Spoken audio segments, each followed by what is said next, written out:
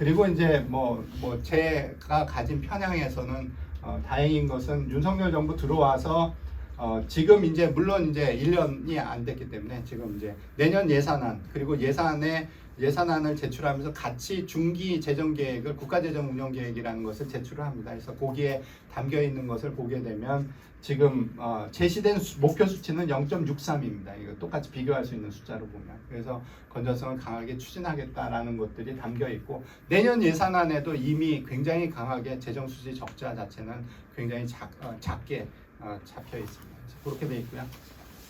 그 다음에 이제 법인세수 이런 것들을 진짜로 간단하게 보겠습니다. 그래서 법인세수를 GDP 대비해서 이렇게 보면 많은 국가들이 이렇게 옴탕동탕 모여 있습니다. 물론 이제 범위가 1에서 한 3 정도, GDP 대비 1에서 3 정도 이렇게 돼 있고 우리나라가 조금은 왔다 갔다 하고 좀 낮은 편이었다가 좀 높은 데로 와 있는 정도 있다. 이렇게 정도 얘기를 할 수 있고요. 그 다음에 미국 법인세가 트럼프 때 세율 왕창 낮추고요.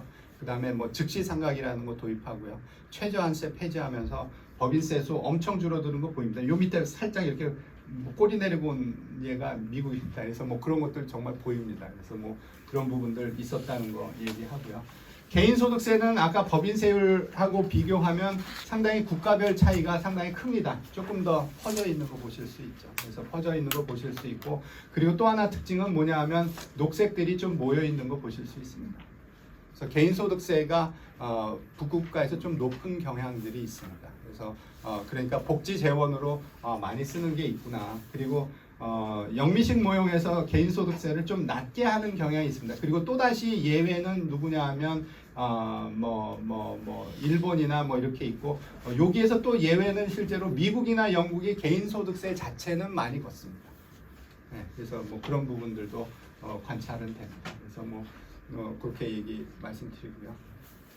법인세율은 보시면 이거는 이제 우리나라 이제 법인세율이 지금은 이제 25%입니다. 그래서 쭉 내려가고 올라가고 이런 거를 여러 국가들 쭉 보시면 이게 1980년대부터 있는데 80년대 이렇게 좀 위쪽에 있다가 이제는 좀 아래쪽으로 가 있고 아래쪽에서도 굉장히 밑으로 내려와서 치고 있는 국가들이 몇 개가 있습니다. 아일랜드, 싱가포르, 영국 이렇게 있고요. 우리나라의 경우를 이렇게 쭉 따라가 보면 뭐냐 하면 우리나라가 여기서부터 굉장히 높은 국가에다가 쭉 낮추면서 이렇게 와서 여기까지 왔다가 문재인 정부 때 22였다가 지금 여기는 지방세를 포함해 놓은 겁니다. 22를 24.2로 표현한 거고요.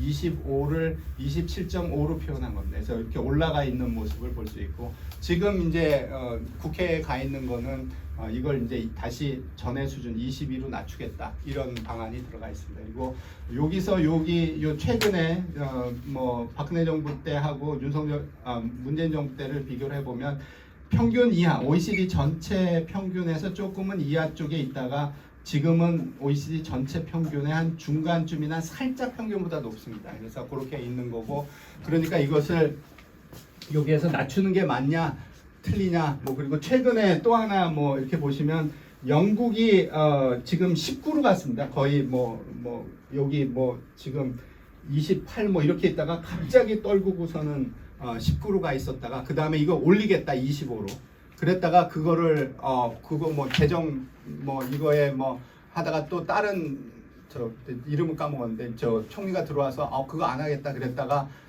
굉장히 국제적으로 좀 위기 상황처럼 갔다가 지금 새로 그 인도계 있는 분이 들어오고 그냥 다시 좀 세수 그냥 걷겠다 이렇게 얘기를 하면서 약간은 그러면 우리나라도 그러면 이거 올리겠다고 얘기해야 안정화되는데 우리도 25에서 22로 낮추겠다고 하는 거 안 하겠다고 해야 맞는 거 아니냐 이런 식의 생각들을 할 수도 있을 것 같습니다. 근데 제 판단은 지금 아일랜드는 아주 옛날부터 굉장히 낮춰서 12%에서 굉장히 오랫동안 했던 국가고요. 싱가포르는 굉장히 소규모 개방 경제 굉장히 했던 거고 제가 보기에는 영국이 얘가 오버슈팅한 겁니다. 너무 과도하게 세율을 낮췄던 부분이고 이거가 어떻게 보면 영국의 경제 규모나 이런 거에 비해서 너무 잘못 내려갔던 부분이니까 이걸 좀 정상화하는 걸로 이해를 하는 게 맞고 저는 스몰 오픈 이코노미 중에 굉장히 대표적인 국가고 25는 전 너무 높은 게 사실이라고 생각합니다. 그래서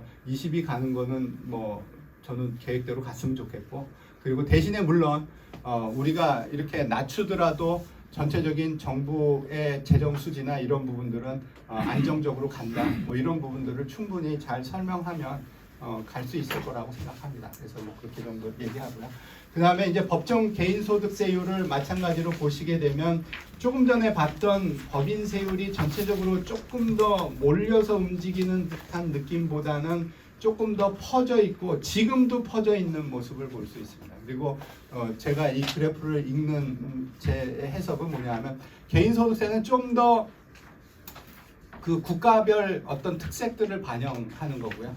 법인세는 좀 더 조세 경쟁을 반영합니다. 조세 경쟁이라고 얘기하는 건 뭐냐면 법인세율을 좀 낮추는 근본적인 이유가 뭐냐면 다른 국가보다 우리나라 법인세율이 낮으면 다른 이제 뭐 다국적 기업이든 어떤 기업들이 우리나라에 좀 더 들어올 유인들이 강화됩니다. 그래서 그런 부분들 때문에 그 조세 경쟁이라고 얘기하고요. 그래서 그것 때문에 서로 낮추는 경쟁들을 합니다. 그래서 그런 요소들이 법인세율에는 좀 더 강하게 있고요. 개인소득세율은 그런 부분들이 조금 덜 강하고 오히려 국가별로 우리는 복지국가야. 그러니까 조금 더 많이 해야 돼. 뭐 이런 부분들이 있거나 뭐 이런 것들이 더 많이 있다는 거예요. 근데 제가 그 말을 하고 나서 그림을 보시면 굉장히 모순돼 보이는 국가들이 있습니다. 그게 누구냐 하면 녹색들 국가입니다. 녹색들 국가가 세율이 안 높고 그냥 물론 몇몇 국가는 높고요. 그러면 아까 얘기하기는 개인소득 세수는 높았는데 세율은 높지 않아요. 요거는 최고 세율입니다. 지금 여기는. 그리고 그렇게 된 결과를 가져오는 굉장히 중요한 요소가 뭐냐 하면 제가 요거 말고 다음 거. 개인소득세 최고 세율이 적용되는 소득을 국제적으로 비교를 해본 겁니다. 그러니까 우리나라의 경우는 지금 이제 10억으로 돼 있죠. 그리고 그 10억을 그냥 국제적으로 비교하면 안 되니까 보통 뭐에 하냐 하면 평균 임금, 그 국가의 평균 임금 대비해서 그 기준 금액이 몇 배인가. 그래서 그게 10배인가, 15배인가, 20배인가 아니면 1배, 2배, 3배인가 이렇게 돼 있는 겁니다.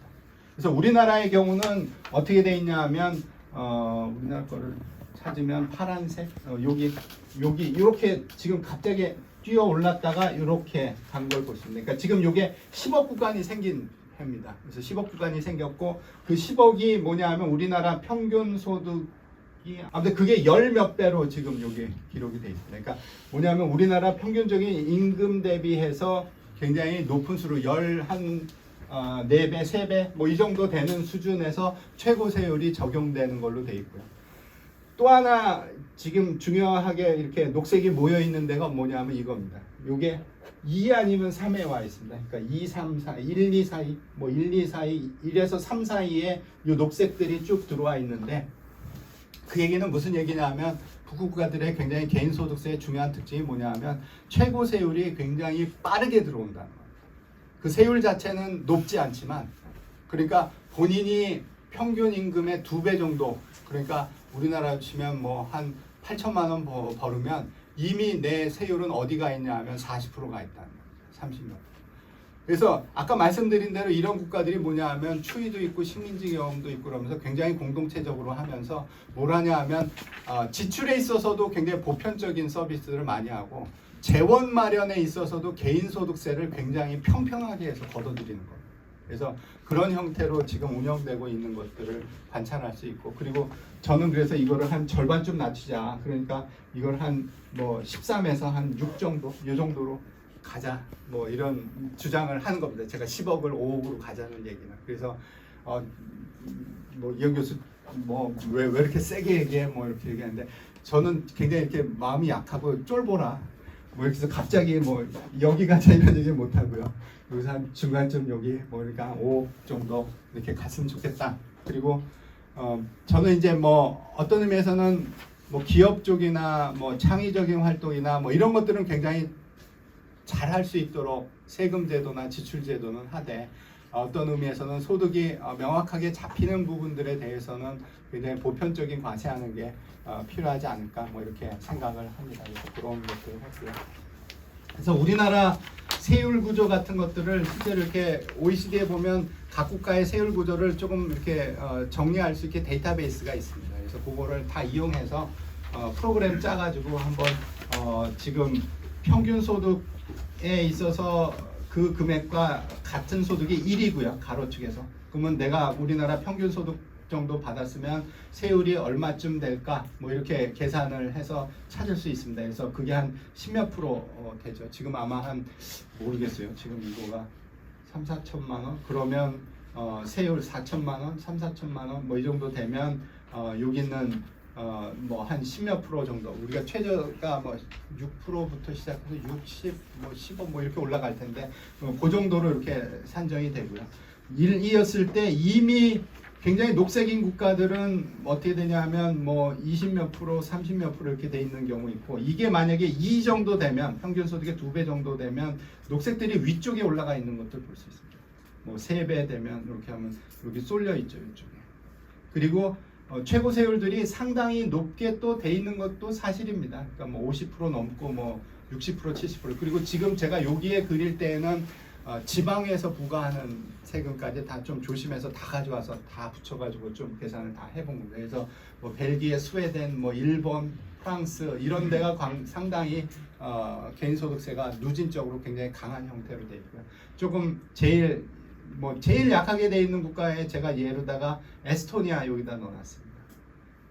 에스토니아는 이제 경작해서 조세 이렇게 보면 이론적으로 가장 효율적인 세금, 그러면 뭐 주장하냐면 플랫텍스라는 걸 주장을 합니다. 그러니까 플랫텍스는 뭐냐면 최초에 공제 금액만 하나 있고요. 뭐 2천만 원 공제해줄게. 그리고 2천만 원 이하면 세금 내지 마. 그리고 2천만 원 이후에는 세율이 얼마냐면 20%. 그리고 끝입니다. 모든 소득 구간에 대해서 하나의 세율만 있는 것을 우리가 이제 플랫텍스 아니면 번역할 때 평률세라고 부르는데, 이거를 기존의 자본주의를 하던 국가는 평률세 도입을 못합니다. 이미 막 누진적으로 다 해놓고 뭐 했는데 갑자기 평률세 하려고 그러면 굉장히 막 이상하고 뭐 정말로 부자 감세다 뭐 이렇게 공격받을 겁니다. 근데 체제 전환한 국가들이 상당수가 이 플랫텍스를 도입했습니다. 그래서 지금 보시면 여기 에스토니아 여기 예로다가 하나 그려놨고요. 지금 여기에 보시면 요게 이제 누진도가 세로축에 넣어놨는데 요쪽에 여기 이렇게 0으로 계산이 됩니다. 제가 이렇게 다 프로그램 짜서 누진도 계산하는데, 그러니까 세전 진위하고 세후 진위 계산한 다음에 요 이론상에 좀 전에 있었던 법정 세율 구조상으로 적용시켜서 세후 임금 계산하고 세전 임금은 공통적으로 분배되어 있다고 국가 간의 어떤 소득 분배 구조는 동일하다고 가정한 다음에 프로그램을 짜서 계산을 해서 진위계수의 개선 정도를 누진도로 측정하는데, 그 개선 정도가 0으로 나옵니다. 당연히 플랫텍스로 되어 있는 거, 비례적으로 걷기 때문에 소득 순서가 전혀 안 바뀌고 그 비례적으로 줄기 때문에. 그래서 보시면 여기 에스토니아, 뭐 라트비아, 뭐 체코, 헝가리 뭐 이런 국가들이 여기 잡혀 있고요. 뭐 이렇게 다른 뭐 이런 것들이 있는 것들이 있습니다. 이런 누진도도 어떻게 보면 약간은 연구용으로 이렇게 했던 거고요. 제가 이제 요 2절 보는 거는 요거만 이제 볼 겁니다. 그래서 정부 수익 구조를 보시면 아까 말씀드린 대로 그 3인주의 국가, 그러니까 노르웨이, 핀란드 얘네들 보면 이걸 이제 전체 세수를 100%로 했을 때 좀 그 비중이 굉장히 높게 보이는 쪽으로 나오는 부분들이 어디냐면, 물론 이렇게 100%하니까 그렇게 커 보이지는 않네요. 근데 개인소득세 부분들 이렇게 돼 있고요. 또 하나 이들 국가들이 굉장히 보편적으로 과세하는 또 하나의 방법은 뭐냐면, 개인소득세에서 최고세율 적용 기준 소득을 굉장히 아래쪽으로 가져온 거에 덧붙여서 소비세가 큽니다. 부가가치세율이 25%입니다. 네. 그래서 어떻게 보면 이들 국가의 특징은 뭐냐 하면 보편적인 복지를 보편적인 과세를 통해서 조달해서 하고 있는 국가들이라고 생각하시면 되고요. 그리고 이제 유럽 대륙의 그 보수 조합주의 보시면 뭐 지금 뭐 얘네들 3인주의보다는 개인소득세 수 좀 작고요. 그리고 이쪽에 소비세 수도 좀 작고요. 그리고 얘네들 얘기할 때 무슨 얘기했냐면 복지제도가 노조를 중심으로 사회보험을 중심으로 발전했다고 말씀드립니다. 그래서 보시면 여기 요 파란색 부분 얘가 소셜 시큐리티입니다. 얘네가 넓습니다. 그러니까 연금제도, 건강보험제도, 보험료 걷어서 하는 것들을 굉장히 유럽 대륙 국가들 많이 하고 있는 거 볼 수 있고요. 그 다음에 이제 이거를 이제 전체 세수로 뻥튀겨 놨기 때문에 영미식 모형이 작다는 게 눈에 안 보이는데 그냥 요거는 그냥 GDP 대비해서 보시면 똑같은 그래프인데 요 비율만 다르게 해놓은 겁니다. 이건 GDP 대비해서 보시면 우리나라 여전히 뭐 잠깐만요. 이쪽으로 가야 되는데 잘못 갔습니다. 뭐 전체 이제 이걸 국민 부담률이라고 우리 표현을 합니다. 그래서 국민 부담률이 한 27 뭐 이 정도 돼 있고요. 근데 이 복지 모형 국가들은 얼마냐면 40% 내외. 그러니까 훨씬 우리보다 많이 걷어서 많이 쓰고 있는 부분들이 관찰된다 이렇게 말씀드렸습니다. 그렇게 돼 있고요. 지출하는 구조를 보시면 이렇게 걷어들여 가지고 어디다 쓰느냐 이렇게 보면 아까 제가 이 유럽 대륙 국가들이 뭐에 많이 쓴다고 말씀드렸냐면 연금 쪽에 그러니까 지금 여기 올드에이지가 우리가 노령연금, 우리는 국민연금 이고요. 서바이버가 유족연금이고요. 그 다음에 이게 장애 관련된 연금 이렇게 그러니까 밑에 세 개가 연금 쪽이고요. 여기 보시면 여기 유럽 대륙들이 요 연금 쪽들이 상당히 그래도 결과적으로 이걸 합치면 3인주의보다도 오히려 큰 걸로 나오고요. 그리고 3인주의에서 좀 더 강하게 아까 제가 사회 서비스 얘기를 말씀을 드렸는데 사회 서비스가 여기에 딱 하나로 이렇게 들어와 있지는 않습니다. 그래서 사회 서비스가 어떤 의미에서는 하우징 그 다음에 액티브 레이버 마켓 팔러시 적극적 노동시장 정책 이게 이제 교육 훈련 시켜주고 매칭 시켜주고 뭐 이러는 거 하는 겁니다. 그 다음에 패밀리 요 부분 그러니까 뭐 아동 수당 그 다음에 뭐 여러 가지 이제 보조금 주는 거. 그래서 요쪽 부분 하우징, 액티브 레이버 마켓 팔러시, 패밀리 얘네들이 지금 요 북구 국가들이 좀 큰 편으로 등장합니다. 그래서 그런 특징들이 있다. 우리나라는 그러면 어떠냐? 전체적으로 작고요. 있을 건 다 있습니다. 우리나라의 중요한 제도 변화, 정책 논의 이런 거 보면 딴 데서 뭐 좋다 그러면 일단 다 들여옵니다. 그래서 우리나라 일단 재료는 다 있습니다. 우리 뭐 EITC, 뭐 국민연금, 뭐 건강보험 뭐 다 있습니다. 그러니까 실제로 오히려 이제 정책 주장하는 사람들한테 편한 건 뭐냐면 어디를 더 늘리자 이렇게 하면 됩니다. 새로 도입하는 것보다 뭐 그런 경우들 꽤 많습니다. 그래서 뭐 그렇게 지금 돼 있는 부분이고요. 그래서 그렇게 돼 있고요. 시간상 제가 뭐 3절에 있는 거는 건너뛰겠습니다. 그래서 뭐 약간 회계 분석해가지고 제가 이제 뭐 했던 뭐 이런 부분들 쭉 해서 보면 기본적으로 법인세율 낮은 국가가 성장 좀 빠른데 옛날에 제가 연구했던 거랑 좀 다르게 그게 개도국에서는 그런 경향들이 최근에는 많이 사라졌다. 선진국에서는 그렇지만 여전히 법인세율을 낮게 해서 성장을 유도하는 부분들은 여전히 관찰된다. 그리고 그 어떤 소득 분배에 있어서 좀 더 소득 분배를 좋게 만들 수 있는 것은 당연히 연금 쪽이 소득 분배를 좋게 만드는 요소가 있고 개방된 국가가 또 소득 분배가 더 좋은 경향들이 있습니다. 그래서 제가 이렇게 얘기하면 그게 무슨 말이야 이상한데 뭐 이렇게 얘기할 수 있는데 저희 이제 뭐 발전론 교과서 같은 데는 뭐라고 설명을 하냐면 이 소득 분배 정책을 굉장히 개발도상국상에서 잘 안 하는 이유가 뭐냐면 소득 분배를 강하게 하면 굉장히 큰 성장에 저해하는 요소가 뭐냐면 저축률이 떨어진다고 생각을 많이 합니다.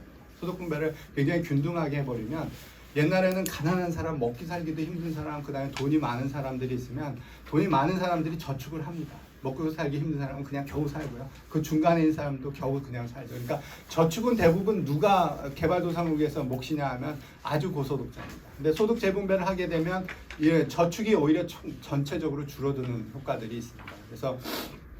그래서 약간은 이제 뭐 옛날에 뭐 불균형 성장론 뭐 이런 식으로 뭐 얘기도 하고 뭐 그러는데 그러한 어떤 그 함정을 피할 수 있는 굉장히 방법이 뭐냐 하면 개방을 해버리는 거예요. 개방을 해버리면 실제로 우리나라 국내 저축이 아니라 뭐가 들어올 수 있냐면 해외 자본도 들어올 수 있고요. 해외 기업들이 들어옵니다. 그러니까 더 이상 소득 재분배를 했을 때 우리나라 국민에 의해서 저축이 줄어드는 부분들을 덜 걱정해도 됩니다. 오픈을 하면. 그래서 우리 이제 경제학 발전론 웨일 책에 보면 뭐라고 주장을 하냐 하면 이게 이제 개방을 했기 때문에 소득 분배가 좋아졌다는 뜻은 아니고요. 해석하는 거는 개방하는 정책을 쓰면서 동시에 뭘 하냐 하면 소득 재분배 정책을 좀 더 편하게 쓴다는 거. 여건이 되기 때문에 저축 감소 효과를 덜 걱정해도 되기 때문에 그래서 그런 부분들도 강하게 잡힙니다. 그래서 이렇게 잡히는 부분들 여전히 있다는 말씀드리고요.